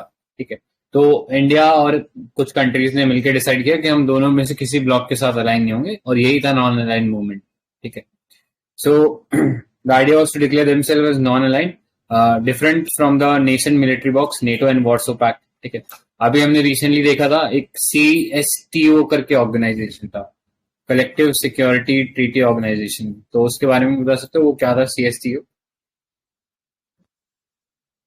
नेटो जैसा ही है, form by Russia and it's neighbours, central Asian countries. अब थोड़ा सा इसको और रिफाइन करेंगे तो हम बोल सकते हैं यूएसएसआर जब ब्रेक डाउन हुआ था, तो यूएसएसआर के जो ऑलरेडी एग्जिस्टेंट मेंबर्स थे, जो पार्ट थे कॉमन वेल्थ ऑफ नेशंस का, ठीक है, वो मिलके बनाए थे ये CSTO, collective security treaty organization, जिसके अंडर सिमिलर नेटो लाइंस पे था कि war against one is war against all. ठीक है, सो एक सिक्योरिटी पैक्ट था, लेकिन यूएसएसआर मतलब ये तो अभी यूएसएसआर के ब्रेकडाउन के बाद CSTO बना है। यूएसएसआर जब एग्जिस्ट कर रहा था तब वार्सो पैक्ट नाम से ये इस टाइप का इनिशिएटिव था, तो इसमें यूएसएसआर के नेबरिंग कंट्रीज इन्वॉल्व थे। ठीक है, सो ये याद रखना। तो तब हमने मना कर दिया था नाम नेटो का पार्ट होंगे और वार्सो का पार्ट नहीं होंगे। तो इसमें की रोल किस किसका था? इजिप्ट, गाना जो गोल्ड कोस्ट कहते थे पहले, इंडिया, इंडोनेशिया एंड यूगोस्लाविया। ठीक है, इनमें यूगोस्लाविया तो ब्रेकडाउन हो चुका है। इजिप्ट से उस टाइम इंपॉर्टेंट लीडर्स थे, ये लोग पार्टिसिपेट किए थे। इंडिया से नेहरू थे, इंडोनेशिया से शुक्राणु थे, गाना से क्वामे निक्रुमा थे। ठीक है, एंड इजिप्ट से भी एक इंपॉर्टेंट लीडर है, मेरे को नाम नहीं आता है बट देख लेंगे आगे। तो एशिया अफ्रीका कॉन्फ्रेंस हुआ था इन बांगडुंग, इंडोनेशिया 1955। ठीक है, एंड वहां से ये नॉन अलाइन मूवमेंट जो है वो शुरू हुआ था। ठीक है, तो यहाँ पे 10 प्रिंसिपल्स ऑफ बांगडुंग प्रोक्लेम किए गए थे, जो कि मेन गोल्स बने नाम के। ठीक है, फिर पहला कॉन्फ्रेंस कहाँ हुआ नाम का? तो बेलग्रेड उस टाइम यूगोस्लाविया के अंदर था। So held under the leadership of India and Yugoslavia, Egypt, Ghana and Indonesia. ठीक है, सो इसमें 5 प्रिंसिपल दिए गए थे, वही के टेरिटोरियल इंटीग्रिटी को मेंटेन रखना है, दूसरे के काम में इंटरफेयर नहीं करना है, वही पंचशील वाला जो हम हमेशा पढ़ते हैं वो चीज था। ठीक है, सो at the end of Cold War, the movement seemed to have lost its relevance, but during the Havana Summit of 2006, the members reaffirmed their commitment to the ideals, principle, and purposes upon the movement, which was founded with the United Nations Charter. ठीक है, तो ये याद रख सकते हो इसके अंदर। नेक्स्ट 120 मेंबर कंट्रीज हैं अभी, 53 countries from Africa, 39 from Asia, 26 from Latin America, Caribbean and 2 from Europe. तो यूरोप से केवल बेलारूस और अजरबैजान ही है इसका पार्ट। ठीक है, इसके अलावा there are 17 countries and 10 international organization that are observer of NAM। ठीक है, तो ऑब्जर्वर में देख सकते हो चाइना, ब्राजील, मैक्सिको, अर्जेंटीना वगैरह ये पार्ट है इसका, बाकी इतनी सारी कंट्रीज जो है इसका NAM का पार्ट है। ठीक है, सो ये था इम्पोर्टेंट।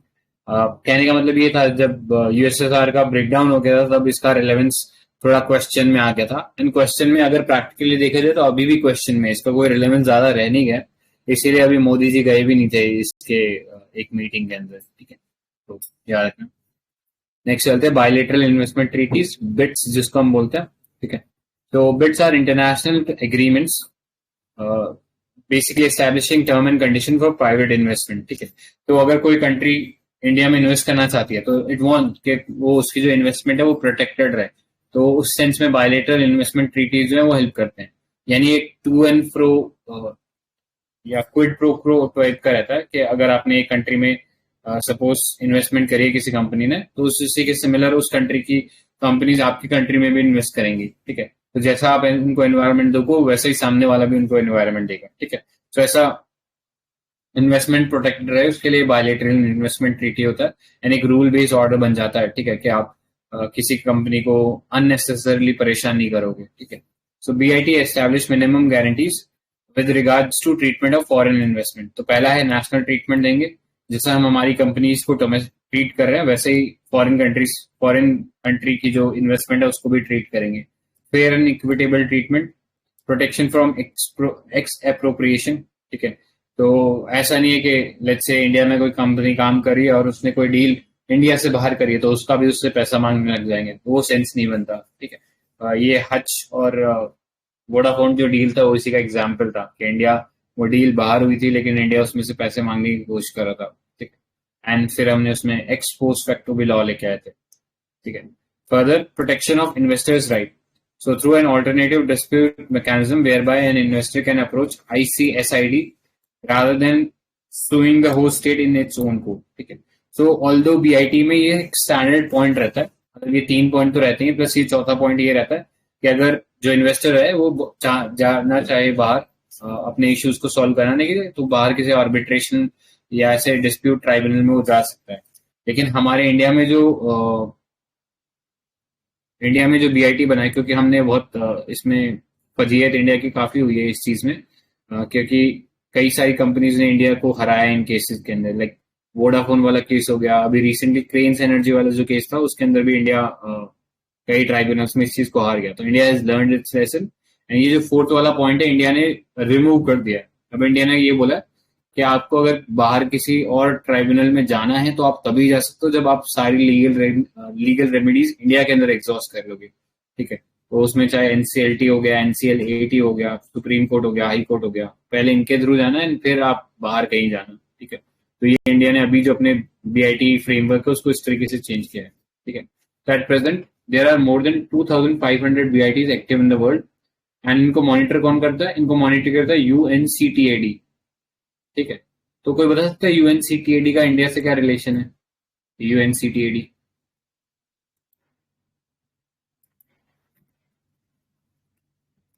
चलो ठीक है, एक रिपोर्ट निकालता है यूएनसीटीएडी, वो क्या है? एक इम्पोर्टेंट रिपोर्ट है, वर्ल्ड इन्वेस्टमेंट रिपोर्ट। करेक्ट।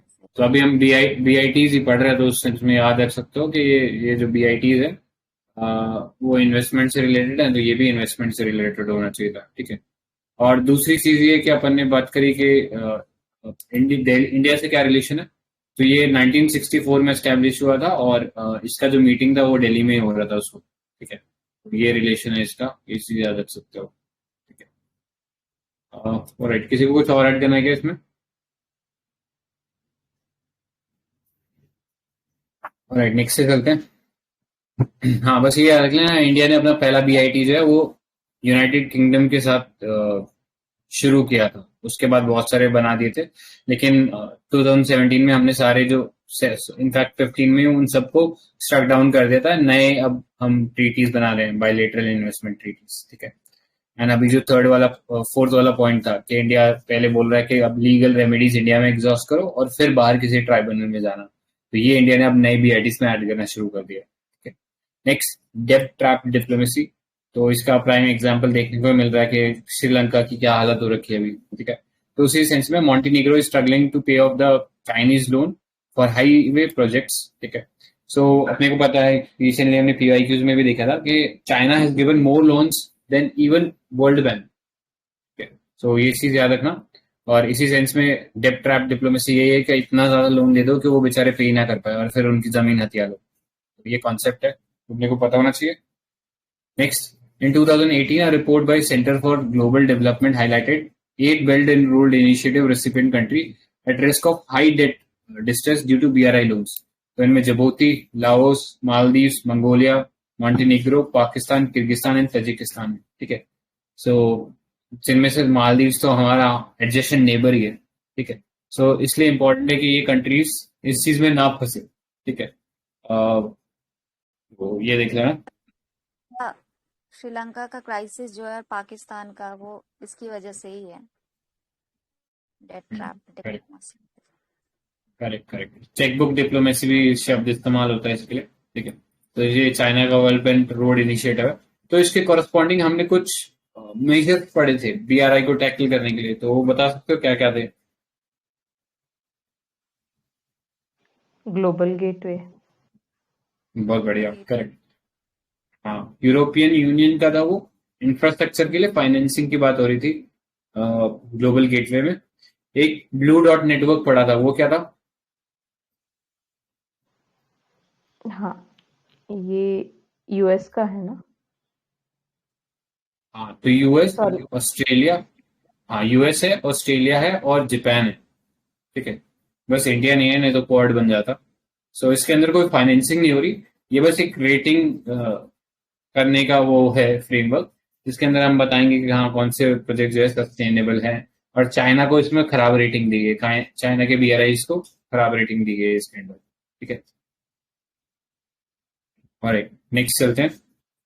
सो बाकी तो ये पता ही होगा कैसे वो डेब्ट ट्रैप करता है, सस्ते में लोन दे देता है, उनको लगता है हाँ लोन बढ़िया है, और फिर वो रीपे करने की जब बारी आती है तब पर वो रीपे कर नहीं पाते हैं। ठीक है, और फिर चाइना उसमें एरिया कब्जा लेता है उनका। ठीक है, पोर्ट्स हो गए, नेचुरल रिसोर्सेज हो गए, उनको कब्जा लेता है। ठीक है, सो ये ब्लू डॉट नेटवर्क जो हम डिस्कस कर रहे थे अभी, तो it will work as a certification body that will evaluate infrastructure construction in the Indo Pacific region. ठीक है, तो एक स्पेसिफिक रीजन के लिए है और केवल सर्टिफिकेशन देगा, इसमें कोई पैसा नहीं दिया जाएगा उसके लिए। ठीक है, next, CDRI, कोalition for disaster risk resilient infrastructure. तो ये इंडिया का इनिशिएटिव था और इसके अंदर हम बेसिकली एक इंफॉर्मेशन शेयरिंग का काम होगा कि हम ऐसे इंफ्रास्ट्रक्चर बनाए जो कि डिजास्टर के अगेंस्ट प्रोटेक्टेड रहे। ठीक है, क्योंकि जो ट्रॉपिकल कंट्रीज हैं, खासकर इंडिया जैसी कंट्रीज है, तो ये डिजास्टर की वजह से बहुत ज्यादा सफर करती हैं। मतलब जो भी डेवलपमेंट होता है कोस्टल रीजन्स में और ऐसे डिजास्टर प्रोन एरियाज में, वो फ्रिक्वेंटली वाइप आउट होता रहता है, वापस बनाना पड़ता है।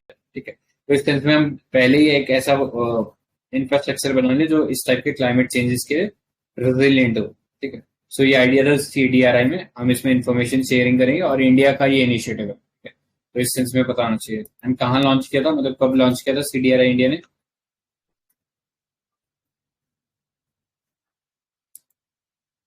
एनीवन? सो याद रखना, यूएस के अंदर एक क्लाइमेट एक्शन समिट हुआ था। ठीक है, यूएन के अंदर क्लाइमेट एक्शन समिट। ठीक है, वहां पे हमने इसको लॉन्च किया था बैक इन 2019। ठीक है, तो ये याद रखना इसमें। नेक्स्ट चलते हैं, एशिया अफ्रीका कॉरिडोर। तो इस पीटी में हम ये चीज कई बार डिस्कस कर चुके हैं। ये एक जॉइंट कोलैबोरेशन है इंडिया और जापान के बीच में, और इसमें हम हेल्प कर रहे हैं अफ्रीकन कंट्रीज को to establish infrastructure and digital connectivity in Africa. तो ये याद था, जॉइंट इनिशिएटिव इंडिया और जापान का है और अफ्रीका में डेवलपमेंट हो रही है इससे। ठीक है, इतना इंपॉर्टेंट था। नेक्स्ट चलते हैं, European union new connectivity strategy. तो ये ग्लोबल गेटवे वाला ही पॉइंट है, उसने कवर कर लिया। Next 10 is trans European transport network. ठीक है, पॉलिसी 10T पॉलिसी बोलते हैं इसको। It addresses the implementation and development of Europe wide network of railway lines, roads, inland waterways, shipping ports, airport, etc. Next, global infrastructure facility. So it's an initiative of G20. It's a global collaboration platform that integrates effort to boost private investment in sustainable quality infrastructure in developing and emerging countries. ठीक है, तो G20 का ये mission है और इसमें हम कोशिश कर रहे हैं कि जो प्राइवेट इन्वेस्टमेंट है हम उसको बढ़ाएं in development of emerging countries. ठीक है, तो यही था इसमें। किसी को कुछ और ऐड करना है? ठीक है, नेक्स्ट पे चलते हैं। India civil nuclear deal. ठीक है, तो civil nuclear India civil nuclear energy corporation. तो recently Russia's nuclear major Rosatom began construction of Kondikullam nuclear power plant unit 5। ठीक है, ऑलरेडी बना हुआ है कोंडिकुलम पावर प्लांट, तो बस उसमें एक नया पावर प्लांट या एक नया यूनिट एस्टैब्लिश हो रहा है। सो इंडिया में जो न्यूक्लियर पावर प्लांट है इसको मैनेज कौन करता है? तो एक पीएसयू है called department of power nuclear power corporation of India, NPCI, जो एक PSU under department of atomic energy. तो कोई बता सकते हो कौन सी मिनिस्ट्री के अंडर आता है department of atomic energy? PM. Correct, PM के अंडर है, कोई अलग से कोई मिनिस्ट्री नहीं है। ठीक है, सो आगे जाने से पहले एक बार इंडिया का 3 स्टेज न्यूक्लियर प्रोग्राम देख लेते हैं। तो होमी जहांगीर बाबा जो थे उन्होंने एनविसाज किया था कि इंडिया का जो न्यूक्लियर प्रोग्राम है वो 3 स्टेज होगा। ठीक है, मतलब कितने साल पहले आजादी के आसपास उन्होंने ये प्रोग्राम बनाया था और आज तक यही प्रोग्राम के सहारे चल रहे हैं। ठीक है, कोई नया प्रोग्राम आया ही नहीं है। ठीक है, तो 3 स्टेज था ये। तो फर्स्ट स्टेज था नेचुरल यूरेनियम। ठीक है, उसको प्रेशराइज हैवी वाटर रिएक्टर में हम डालेंगे। ठीक है, और उससे इलेक्ट्रिसिटी जनरेट करेंगे। तो हैवी वाटर क्या होता है? यहाँ पे हैवी वाटर जो होता है वो एक तरह का वो मॉडरेटर होता है। मॉडरेटर मतलब जो रिएक्शन होता है यूरेनियम 238 का, ठीक है, जिसमें उसको न्यूट्रॉन से एक टकराया जाता है एंड फिर वो ब्रेक डाउन कर देता है। तो उसमें से 3 न्यूट्रॉन निकलते हैं। ठीक है, एंड वो न्यूट्रॉन में से हम 2 न्यूट्रॉन को रोक लेते हैं यूजिंग कंट्रोल रॉड्स। तो कैडमियम वगैरह की वो कंट्रोल रॉड्स होती हैं। फिर फर्दर जो एक न्यूट्रॉन बचता है वो टकराता है विद फर्टाइल U238 मटेरियल। ठीक है, फिर क्या होता है कि अगेन वही चेन रिएक्शन स्टार्ट हो जाती है। 3 न्यूट्रॉन प्रेजेंट निकलेंगे, फिर वो आगे उनमें से सिर्फ 2 ब्लॉक हो जाएंगे और एक आगे जाएगा और वो फिर फर्दर रिएक्शन करेगा। ठीक है, लेकिन जो मॉडरेटर होता है उसका काम ये होता है इस रिएक्शन की थोड़ी सी स्पीड को स्लो डाउन करना, ताकि इतना फास्ट ना हो जाए कि ये कंट्रोल से बाहर चला जाए। तो ये प्रेशराइज हैवी वाटर रिएक्टर जो होता है ये फर्स्ट स्टेज होता है। नेचुरल यूरेनियम यूज होगा और इसमें से डिप्लीटेड यूरेनियम निकलेगा और प्लूटोनियम निकलेगा। ठीक है, सो प्लूटोनियम बहुत हाईली फर्टाइल मटेरियल होता है। आई होप फर्टाइल और फिसाइल के बीच में डिफरेंस पता होगा सबको, अगर नहीं पता तो पूछ लेना, अदरवाइज आगे चलते हैं। तो नेक्स्ट स्टेज में जो फर्स्ट स्टेज का जो आउटपुट था या बाय प्रोडक्ट था विच वॉज प्लूटोनियम, उसको यूज किया जाएगा और इस स्टेज को बोलते हैं फास्ट ब्रीडर रिएक्टर। ठीक है, तो फास्ट ब्रीडर रिएक्टर में एज सच हम अलग से कोई कंट्रोल रॉड्स वगैरह नहीं रखते। The fueled in this type of reactor the fueled by a mix of plutonium and natural uranium. ठीक है, तो दोनों पहला स्टेज का जो बाय प्रोडक्ट है प्लस नेचुरल यूरेनियम, इन दोनों को मिक्स कर देंगे एंड इससे जो with sufficient stock thorium is introduced to convert it into U233। ठीक है, थोरियम भी इसमें इंट्रोड्यूस कर दिया जाएगा। ठीक है, ये याद रखना। एंड उससे फिर जो बाय प्रोडक्ट निकलेगा वो U233 होगा। फिर U233 आगे जो स्टेज 3 है उसमें डाला जाएगा। It would have a mixture of thorium and uranium fuels as reactors. सो इसमें ये चीज याद रखना कि रॉ मटेरियल जो थर्ड स्टेज है उसके अंदर डायरेक्टली यूज होगा। ठीक है, थोरियम का। सो किसी को कुछ और ऐड करना है क्या इसमें? हाँ, ये याद रखना जो थर्ड स्टेज होगा उसमें कोई बाय प्रोडक्ट नहीं निकलेगा, वो पूरा का पूरा रिएक्शन अपने आप यूज कर लेगा। ठीक है, फर्स्ट और सेकंड में जो बाय प्रोडक्ट होंगे वो रेडियो एक्टिव होंगे, लेकिन थर्ड वाले में जो बाय प्रोडक्ट है वो रेडियो एक्टिव नहीं होगा। ठीक है, सो ये चीज याद रखना। वापस आते हैं अब इंडिया न्यूक्लियर एनर्जी आर्किटेक्चर पे। So India has presently agreements with 14 countries, namely Argentina, Australia, Canada, Czech Republic, France, Japan, Kazakhstan, Mongolia, Namibia, and United States and Vietnam। ठीक है, तो ये नहीं पूछेगा कि किसके साथ कितना एग्रीमेंट है, बस एक बार डिस्कस कर लिया हम लोगों ने। ठीक है, नेक्स्ट पे चलते हैं। This is despite not being the signatory to NPT. ठीक है, तो हमने रिसेंटली पढ़ा था India is not part of NPT, क्योंकि ये इसमें थोड़ा डिस्क्रिमिनेटरी था अगेंस्ट जो P5 कंट्रीज के अलावा जिन्होंने भी न्यूक्लियर वेपन्स बनाए उनके अगेंस्ट थोड़ा डिस्क्रिमिनेटरी था। तो इस सेंस में इंडिया ने इसको ज्वाइन नहीं किया and therefore India is not a part of NSG. ठीक है, तो NSG is nuclear supply group. तो बहुत सारी न्यूक्लियर रिलेटेड टेक्नोलॉजी इंडिया को नहीं मिलती, न्यूक्लियर रिलेटेड फ्यूल इंडिया को नहीं मिलते। लेकिन जब हमने ये साइन करी थी civil nuclear deal in 2008 with USA, तो उसके बाद हमें एक वेवर मिल गया था एनएसजी के अंडर, ठीक है। So it was established in 1974, NSG was established in 1974 as a result of successful nuclear test by India, ठीक है। तो ये इस टाइम इंदिरा गांधी जी ने टेस्ट किया था पोखरण के अंदर, पोखरण 1 बोलते हैं इसको। मिशन का नाम था ऑपरेशन स्माइलिंग बुद्धा।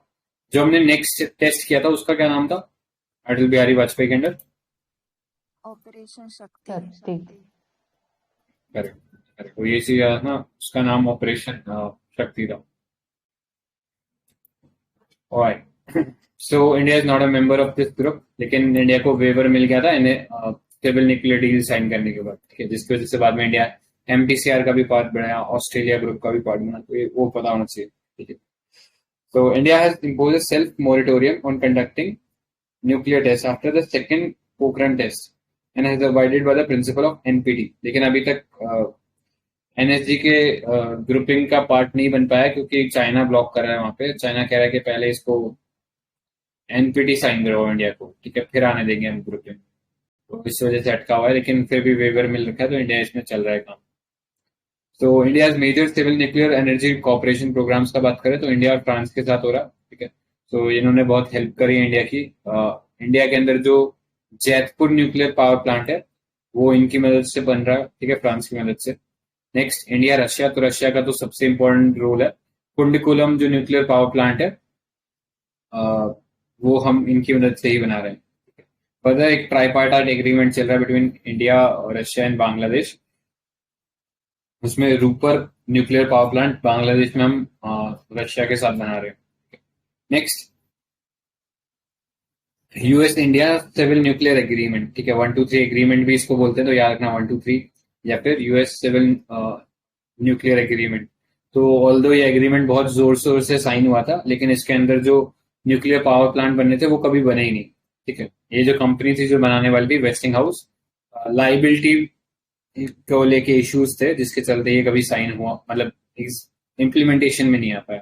लेकिन इसके अंदर बहुत सारी इंपॉर्टेंट चीजें हुई। पहला तो इंडिया को एनएसजी से वेवर मिल गया, ठीक है, कि एनएसजी में नहीं भी पार्ट है फिर भी वो न्यूक्लियर ट्रेड कर सकता है कई कंट्रीज के साथ।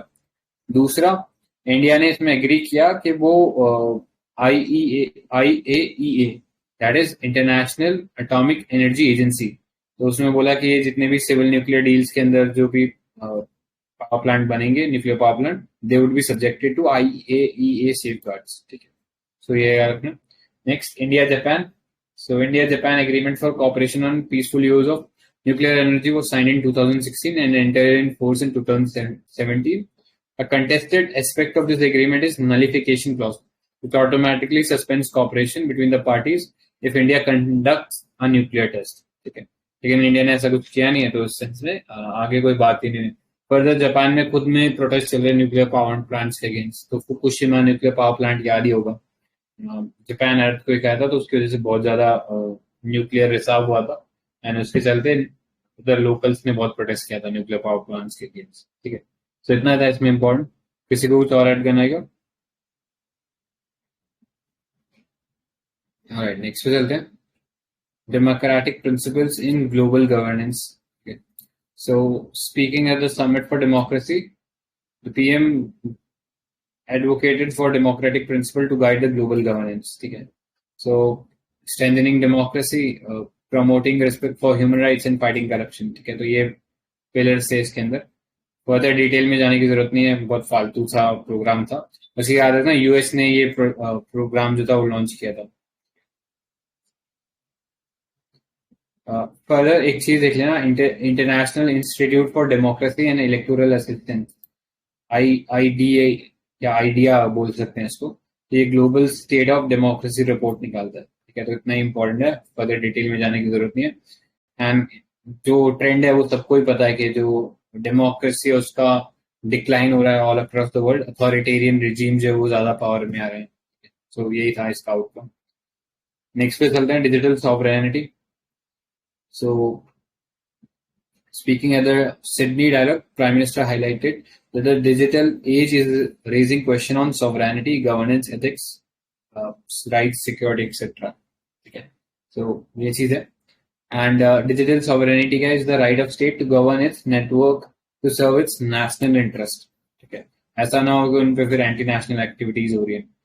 तो की डेफिनेशन में is the data that subject to laws and governance structure within the action within nation it is collected. ठीक है, तो उसके ऊपर उसका सोल राइट होना चाहिए, डेटा ओनरशिप पे उसका राइट होना चाहिए. ऐसा नहीं कि जो डेटा इंडिया से फिर ले जाकर बाहर किसी होस्टाइल कंट्री को दिया जा रहा है. Next, data residency and localization. तो जो इम्पोर्टेंट डेटा है, पर्सनल डेटा हो गया या जो फाइनेंशियल डेटा हो गया, वो इंडिया में स्टोर रहना चाहिए, उसके ऊपर है. ठीक है, तो ब्रॉडली व्यूज है, ऐसा कोई कॉन्क्रीट ये नहीं है कि हाँ ऐसा होना चाहिए वैसा होना चाहिए. एक जनरल आइडिया है कि क्या डिजिटल सॉवरेनिटी होती है. सो याद रख लेना, सिडनी डायलॉग जो है, it's an initiative of Australia strategic policy think tank that brings together political, business, and government to assess the opportunities and challenges posed by emerging and critical technology. Okay. So यहाँ the PM highlighted 5 different transitions taking place. World's most extensive public information infrastructure, use of digital technology for governance. India has the world's third largest and fastest growing startup ecosystem after China and US. Massive digital transformation in industry and service sector. Next, developing indigenous capability in telecom technology. So data is considered as a natural resource. Yeah, data is considered as the next oil. Also, access to data should be democratized. ठीक है, ताकि हम data monopolisation prevent कर सकें. तो यही था. इस डायरेक्शन में इंडिया ने कुछ स्टेप्स लिए हैं, like personal data protection bill जो कि इंट्रोड्यूस करने की बात हो रही थी, अभी तक केवल ड्राफ्ट फॉर्म में ही है. Next, RBI direction to all system holder to ensure that entire data relating to payment is operated by them and stored in systems in India only. ठीक है, तो डेटा लोकलाइजेशन का कॉन्सेप्ट था, ये RBI ने direction दिए थे इस सेंस में. ठीक है, तो किसी को कुछ और ऐड करना है क्या?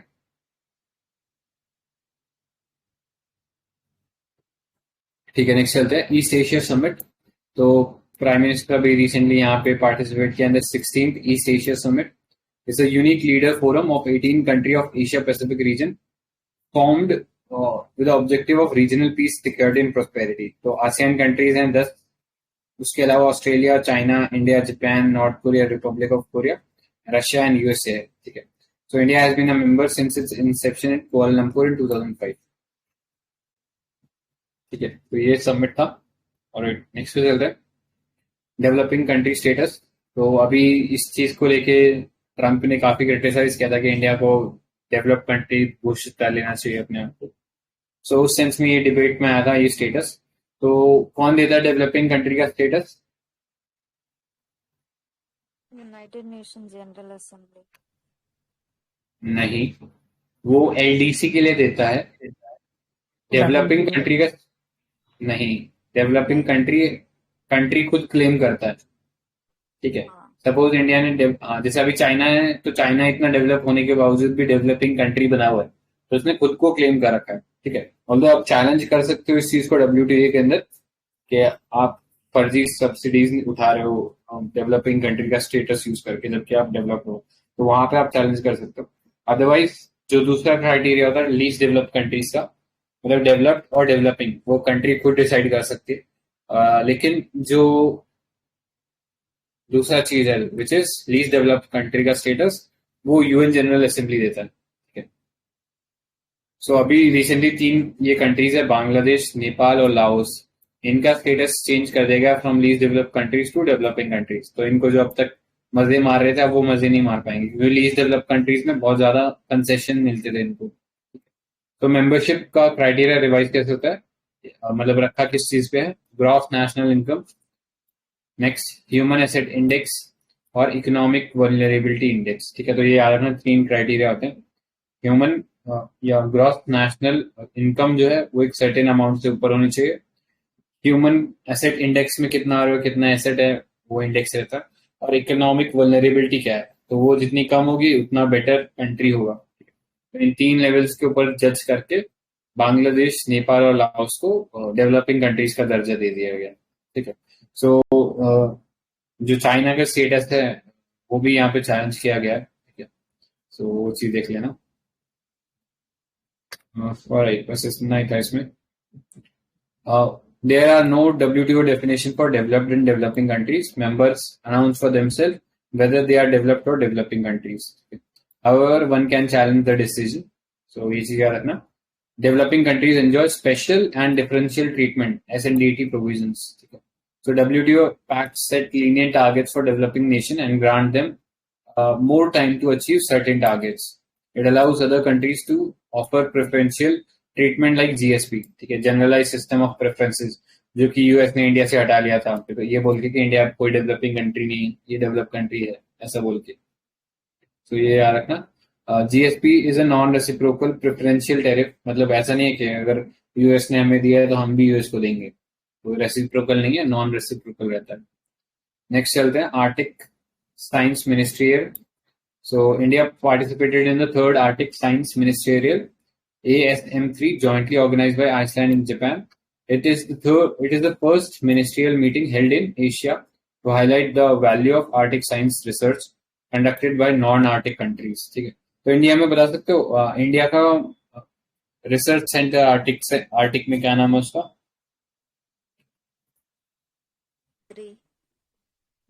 करेक्ट, हिमाद्री नाम है. और एंटार्क्टिका में मैत्री नहीं है, मैत्री इनऑपरेटिव है, भारती है और गंगोत्री है. तो आई थिंक गंगोत्री शायद इनऑपरेटिव है ना, भारती और मैत्री चल रहा है अभी. दक्षिण गंगोत्री था वो इनऑपरेटिव है. हाँ, मतलब यूज किया जाता है लेकिन वेसल्स के लिए यूज किया जाता है. हाँ, सामान रखने के लिए यूज करते हैं उसको. राइट, ठीक है. नेक्स्ट एक मिशन देख लो इसमें. India also plans to launch NISAR. तो NISAR is NASA ISRO synthetic aperture satellite by 2023, a joint ISRO-NASA mission for global observation over all land masses, including polar cryosphere and Indian Ocean region. ठीक है, तो ये था. Next चलते हैं community of Portuguese language countries CPLP. तो recently India join CPLP as an associate observer. ठीक है, सो CPLP is also known as Lusophone Commonwealth, Lusophone nation across 4 continents where Portuguese is an official language. ठीक है, तो India में भी Portuguese ने काफी लंबे समय तक रूल किया था. In fact Portuguese was the first to come India and last to leave India. ठीक है, तो उस सेंस में बहुत लंबे रीजन में राज किया था. ब्राजील वगैरह में तो ऑफिशियल लैंग्वेज ही पोर्टुगीज है. समझ सकते हो कि इनका इन्फ्लुएंस कितना ज्यादा रहा था. तो इस सेंस में इंडिया भी एसोसिएट मेंबर बना है इसका. तो इतना ही. Next, troika plus. So it is a group of Pakistan, China, Russia and United States that have recently met in Islamabad. ठीक है, तो ये पता ही लग रहा है पाकिस्तान इसमें इंक्लूडेड है, तो कहीं ना कहीं अफगानिस्तान की ही बात हो रही होगी, और तो कहीं मिलते नहीं है यूनाइटेड स्टेट और यूके, सॉरी पाक. अब तो ये याद रखना, Troikaa plus Pakistan, China, US, Russia, ये अफगानिस्तान से रिलेटेड इशू के बारे में बात करने के लिए. नेक्स्ट पे चलते हैं हेनली पासपोर्ट इंडेक्स. तो ये एक ऑर्गेनाइजेशन है, वो बेसिकली ये पासपोर्ट इंडेक्स रिलीज करती है, जिससे पता लगता है कि कंट्री का पासपोर्ट जो है वो कितना पावरफुल है. ठीक है, फर्दर उस पासपोर्ट के थ्रू बहुत सारी चीजें पता लगती है कि आप कितनी कंट्री वीजा फ्री विजिट कर सकते हो. तो अभी सबसे पावरफुल जो पासपोर्ट रहता है वो रहता है जापान एंड सिंगापुर का. ठीक है, तो सबसे पावरफुल पासपोर्ट है, इसके थ्रू बहुत सारी कंट्री में वीजा फ्री एंट्री मिलती है. नेक्स्ट चलते हैं India Denmark summit held. So deepening the relation between India and Denmark in science and technology, climate change and skill development. ठीक है, so both countries reviewed the progress made under India-Denmark Green Strategic Partnership. ठीक है, so GSP is to advance political cooperation, expand economic relation and green growth. So both sides have welcomed a 5-year action plan for GSP. ठीक. Next, International Cooperation Convention Center, ICCC, Rudraksh. So PM inaugurated the convention center in Varanasi, one of the 5 areas of Kyoto-Varanasi partnership under the sister city cooperation. ठीक है, so अपने को पता है ये sister city programme चलते हैं, उसमें किसी फॉरेन कंट्री के हिसाब से इंडिया को डेवलप किया जाएगा. ठीक है, तो जैसे अभी मैंने रिसेंटली देखा था व्लादिवोस्टॉक और चेन्नई को सिस्टर सिटीज का दर्जा मिला था. ठीक है, तो ये याद रखना. The centre will be a cultural hub and medium to unite different people. In 2015, India and Japan signed an agreement on sister city cooperation, of which Kyoto and Varanasi was part. Under it, 5 areas are identified on which Japanese will expand their expertise to help rejuvenate the holy city of Varanasi. इसके अलावा Kobe and Ahmedabad are also sister city. Kobe again Japan के अंडर ही है, और sister city का concept है कि जो कोब शहर है उसके हिसाब से हम अहमदाबाद को और डेवलप करेंगे. सो यही था इसके बारे में. किसी को कुछ और ऐड करना अभी तक जो पढ़ा उसमें? ऐसा ही स्टेट का है ना, स्टेट को दूसरे स्टेट के साथ, जैसे झारखंड को गोवा के साथ वो करके उसका कल्चरल और डेवलपमेंट यही. हाँ, तो थोड़ा मेरे को याद नहीं आया, बट शायद होगा, एक बार बता देना उस चीज को. और नेक्स्ट चलते प्लेसेस इन न्यूज पे. तो ये वैसे डिस्कस करा हुआ है पूरा, देखना हो तो यूट्यूब पे पूरा वीडियो है इसका, डिटेल में क्या है. यहाँ बस जनरली लोकेशन देख लेते हैं. ठीक है, सो पहले ये देख लो, टिग्रे हो गया यहाँ पे, इथियोपिया के अंदर रीजन है इस जगह पे. और ये इरिट्रिया है, ये सूडान है, ये साउथ सूडान है. एंड ये कौन सा कंट्री है यहाँ पे? इथियोपिया. नहीं, इथियोपिया नहीं है. इथियोपिया तो दूसरा है, ये केनिया है. इथियोपिया तो ये जर्ड जहाँ लिखा हुआ ना वो इथियोपिया है, ये केनिया है. ठीक है, ये याद रखना. एंड ये सोमालिया है, और ये कंट्रीज हॉर्न ऑफ अफ्रीका बोलते हैं. ऐसा लग रहा है गेंडे का सींग है. ठीक है, सो ये गेंडे का सींग है, तो इसलिए इसको हॉर्न ऑफ अफ्रीका बोलते हैं. एंड इसमें एक शॉर्ट फॉर्म में इसको सीड कंट्रीज भी बोलते हैं. सोमालिया, इथियोपिया, इरिट्रिया और जिबूती. यहाँ पे छोटा सा कंट्री जिबूती है. ठीक है, तो ये वाला देखोगे, यहाँ पे जिबूती है छोटा सा. ठीक है, दारपुर, तो ये जो है दारपुर सूडान के अंदर एक छोटा सा रीजन है. ठीक है, ट्रिपली लिबिया की कैपिटल है. ये टूनिशिया अभी हमने कल ही डिस्कस किया था. ठीक है, इंटरनेट गवर्नेंस फोरम जो था वो ये टूनिशिया एजेंडा से निकला था. ठीक है, जो अभी रिसेंटली इंडिया में हुआ था. ये मोरक्को है. ठीक है, माली, ठीक है, बुर्किना फासो. क्या मोरक्को के बगल में क्या है, अल्जीरिया क्या? ये अल्जीरिया है. वही वही. Alright, yes. और किसी को कुछ ऐड करना है क्या? ठीक है, तो एक बार देख लेते हैं. ये जाम्बिया लैंडलॉक कंट्री है, और ये एस्वाटिनी, तो ये विद इन साउथ अफ्रीका ही रीजन लोकेटेड है. टिग्रे हम कई बार डिस्कस कर चुके हैं. ये यहाँ पे रिवोल्ट चल रहा था इथियोपिया के अगेंस्ट. इथियोपिया का ही पार्ट है टिग्रे, और बॉर्डर टच करता है सूडान से, इरिट्रिया से. नेक्स्ट माली, तो माली में अभी जो प्रेसिडेंट थे वो मारे गए थे शायद. ठीक है, सॉरी, हाँ, मिलिट्री कू हुआ था यहाँ पे, और नाइगर रिवर यहाँ से फ्लो करती है. तो इसका वो देख सकते हो नेबरिंग कंट्रीज. सेनेगाल है, मॉरिशियाना, अल्जीरिया, नाइगर, बुर्किना फासो. ये हम कल बात करें ना आइवरी कोस्ट का क्या नाम है, तो ये चेंज होके कुछ फ्रेंच नेम लग रहा है, कोट डी आइवरी ऐसा करके. तो आइवरी कोस्ट, ये कंफ्यूज मत होना. और ये गिनिया है यहाँ पे. ठीक है, सो यही था इसके बारे में. नेक्स्ट चलते किंगडम ऑफ एस्वाटिनी, अफ्रीका. तो ये छोटे छोटे पैचेज हैं इसके अंदर. ठीक है, साउथ अफ्रीका के अंदर के लेसोथो और एस्वाटिनी. ठीक है, पहले स्वाजीलैंड इसका नाम था, अब एस्वाटिनी हो गया है. ठीक है, नेक्स्ट चलते हैं गाम्बिया. तो ये छोटा सा कंट्री है. बोले बोले बोले. नहीं, कुछ वही स्वाजीलैंड ही मुझे लगा कि ये सुना सुना क्यों नहीं लग रहा है जो दूसरा नाम है. हाँ, तो स्वाजीलैंड जरूर सुना होगा. ये एस्वाटिनी किंगडम है. ठीक है, नेक्स्ट लेसोथो है यहाँ पे. ठीक है, ये देख लिया. नेक्स्ट चलते हैं गाम्बिया पे. तो गाम्बिया भी न्यूज में इसलिए था क्योंकि ये एक छोटा सा मुस्लिम कंट्री है जिसने अभी आईसीसी इंटरनेशनल क्रिमिनल कोर्ट के अंदर खींच के ले गया था ये म्यांमार को for prosecution of Rohingya Muslims. ठीक है, तो सेंस में याद रखना. India Gambia signed a MoU to strengthen and promote cooperation in personnel administration and reforms. ठीक है, तो ये देख लेना, अटलांटिक कोस्ट पे लोकेटेड है, और ये कंट्री है सेनेगाल. ठीक है, इसके अंदर एक पतला सा स्ट्रिप है, जैसे हम गाजा स्ट्रिप पढ़ते हैं ना कि गाजा स्ट्रिप पतला सा रीजन है, वैसा ही ये गाम्बिया पतला सा कंट्री है वेस्टर्न अफ्रीका में। नेक्स्ट चलते हैं।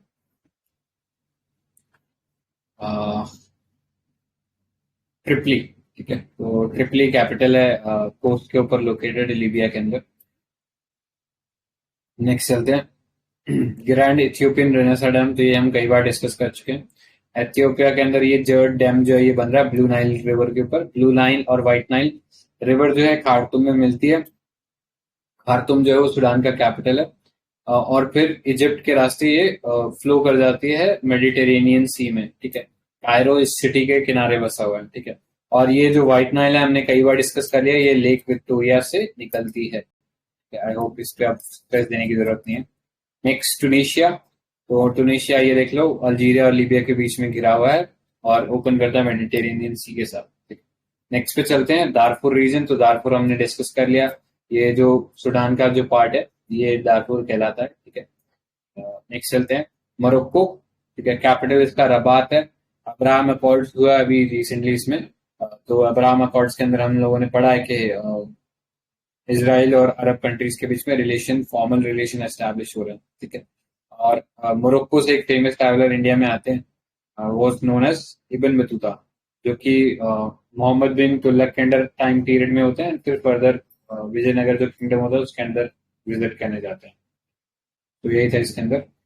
नेक्स्ट चलते हैं जाम्बिया, तो जाम्बिया एक लैंडलॉक कंट्री है, ठीक है, लैंडलॉक कंट्री है एंड यहाँ से एक इंपॉर्टेंट रिवर निकलती है जाम्बेजी करके, and it is home to Victoria Falls, ठीक है। तो विक्टोरिया फॉल्स है, ये याद रखना।